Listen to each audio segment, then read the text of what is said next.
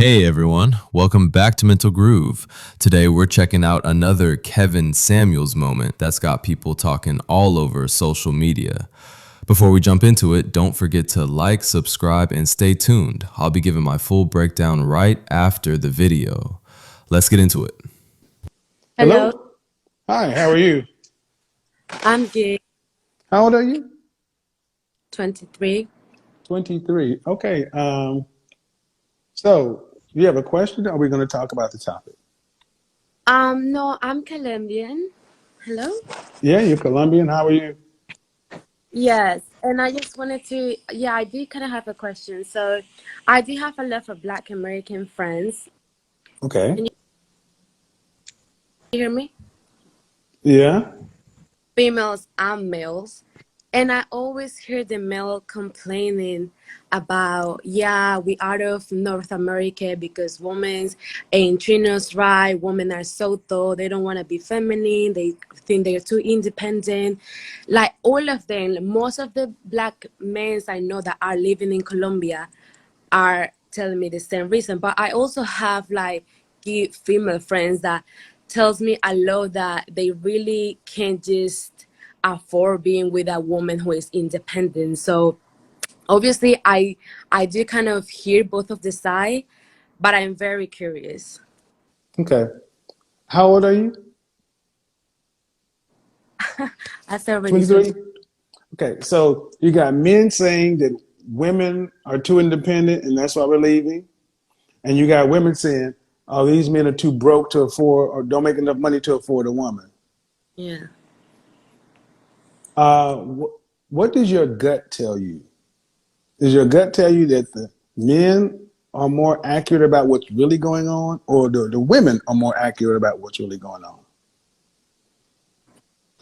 Honestly, is I've never been in United States. I do have a lot of American friends, but it's really difficult for me to like believe just out of people's opinion. Like, yes, Okay, okay, but okay, you're in Colombia, right? yes, but Let's also, oh, sorry to interrupt you, but also I know sometimes they will say things like, "Oh, yeah, only because they." I know Latinas are very sexualized, but also Latinas are allowed to. They have an attitude, and they kind of sassy well, sometimes. everybody has something, but let's stay on the topic of: are the men lying or are the women lying? Are the men exaggerating or the women exaggerating? Okay. Um, if the measure of a man being able to afford a wife is a woman being a stay-at-home mother and never having to work, then that only means 10% of men can afford to get married. That's so are those women willing to share their men? See, women are saying that the reason we won't submit or the reason we can't be feminine is because men today don't make enough money for us to not work. Okay, well, if that's the case, why don't these women get with guys who can afford to do that? Can they get the kind of men they say they need? Do they look the part? Are they in shape? Are they feminine? Are they But childless? they also talking about the inability to be with a woman who is too independent. Like, Well, see that, but my question is, the women talk about the men that they don't want, but what do they say about the men they do want? Can they get those men? yeah, that makes sense. Right. See, what women do is they talk about the men that they don't want to justify why they're alone.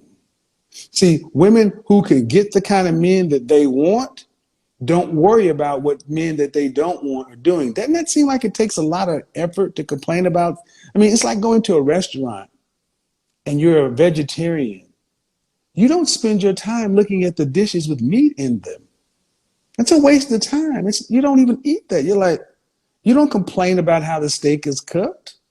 What do you care if they have filet or prime rib? You're a vegetarian. Right. All right, but that's how these women talk about men, as if that's the only thing on the menu because they can't get the kind of men they want. Now, The men say that the women are too masculine, too independent. Well, if you have a restaurant and you want to stay in business and grow your business, you have to give the people who are paying, buying your product, what they want. Would you not agree? Yeah. Men purchase marriage. If men are saying you're not what we want, what are your options? Give them what they want, be by yourself, or go get a woman. Those are the three options, right? Yeah. So on one hand, you got a consumer saying the product doesn't meet my standards. Give me a better product and I'll buy it. That's the men. On the other hand, you got women are complaining about something that's on the menu that they say they don't eat, but yet they can't, but they're not ordering a vegetarian anything. In short, the women are full of shit. They're the problem. Okay, so what about when they come here to Colombia, especially to Mhm. Colombia? They come and look for a wife, the woman of their dream who is very submissive, feminine, that can cook for them and be like a family woman. Okay, Latinas are kind of like that, right? But they come here, they still be playing, like, let's say they find a nice woman who is able to do all the things he's looking for, but they still come in here playing. And I've seen it. So it's like, why? Well, okay, hold on. Again, just like I can pull up countless men who go there and meet their wives. Colombia, Thailand. So what are we judging on? I mean, it's like women always talk about the problem. And whatever consumes your thoughts controls your life. Why do you hear women talking about when do you hear women talking about relationships in positive, hopeful terms? Well, my circle of friends, they do. I said women in general. Okay, how would you like to date one of those sour women? Yeah, it's So complicated. you can't automatically assume why you're basically saying that if these men find this woman, then they're playing. Well, okay, sure, I'm sure that happens, but that's an oversimplification. I tend to find more guys that when they go down there, they come back and they bring their woman with them, they marry them. But do you hear women in the West talking about relationships in positive ways? Who has the? And here's the thing: you know, you're a woman. Women tend to try to stay on code with other women. At the end of the day, men are the consumers. You got to give men what they want. Do you think women are giving men what they want? It really depends on many cultures, but I guess it's not like that all over the Well, world. let me ask you this question. If women gave men what the men say they wanted, do you think men would marry the women? Oh, don't ask me that. No. I'm going to ask you that question because it's going to make you have to be honest. If the women were giving the men what they want, would the men marry the woman or would the man choose to stay out here and be single? Most of the time, they will marry the woman, but That's all we need to know. That's it. There's no but. See that even diehard woman has come over here in this country and say, "Yeah, if we gave you what you wanted, you'd marry us." There's always a but. There's no but. There's an end of sentence. Give us what we want, or buy a dog and die alone. Because these women you're talking about are in the top 10% of earners. They cannot afford to be single. They don't make enough money to have a life from here to the end. See, that's what we don't talk about. We talk about marriage and relationships with middle income women as if they have another option. If a woman does not get married, okay, and she has no children, when she reaches retirement age, who's going to pay for all that? What she saved up, right? What she saved or what she's invested, right? That's all she's going to have. When she can't work anymore, what happens when they run out of money and have no kids and no family? Ladies, we are your reason. We're your lifeline. And these governments have divorced you from us because you don't need us for your protection because you have fire, police, all these other things to make you feel like you're safe.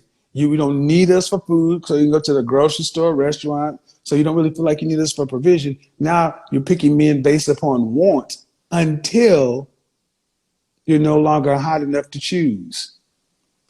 Look at the women 55 years old. Look at the women 50 years old and older. Do you see many 50-year-old single happy women? Thank you. That's the future. That's the future.